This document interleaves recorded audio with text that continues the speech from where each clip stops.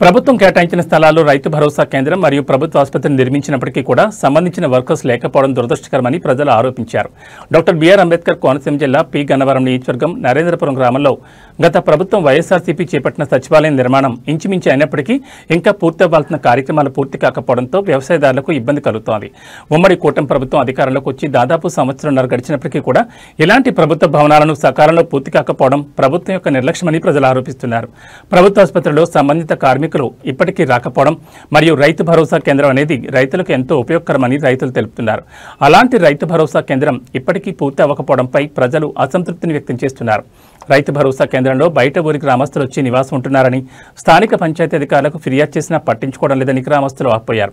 ఇప్పటికైనా ఉమ్మడి కూటమి ప్రభుత్వం ఈ యొక్క విషయంలో స్పందించి రైతులకు మరియు అనారోగ్యంగా బాధపడుతున్న వారు చాలా మంది ఉన్నారని గుర్తించి సంబంధించిన కార్మికులను సేవల్లోకి తీసుకురావాలని ప్రజలు కోరుతున్నారు.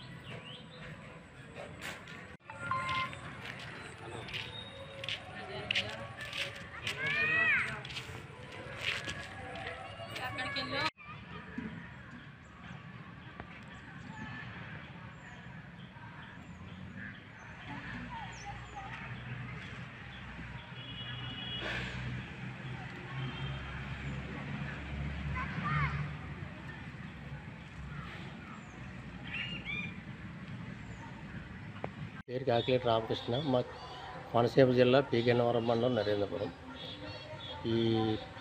ఈ గవర్నమెంట్ జిల్లా పరిషత్ హై స్కూల్ స్థలంలో డంపింగ్ యార్డు, తర్వాత రైతు భరోసా, హెల్త్ సెంటర్ 3 పెట్టారు. ఊర్జాయిన్ సైట్ హెల్త్ సెంటర్ కూడా డంపింగ్ యార్డ్ అనేది చాలా తప్పు. ఆరోగ్యాన్ని అనారోగ్యం పెట్టారు అక్కడ. ఈ రైతు భరోసా హెల్త్ సెంటర్నేమో సగం అయింది, అసంతృప్తిగా మిగిలిపోయింది. దానికి నిధులు యువత ఇటు కాకుండా ఉన్నాయి, నిరుపయోగంగా ఉన్నాయి బిల్డింగ్లు. ఇది పరిస్థితి.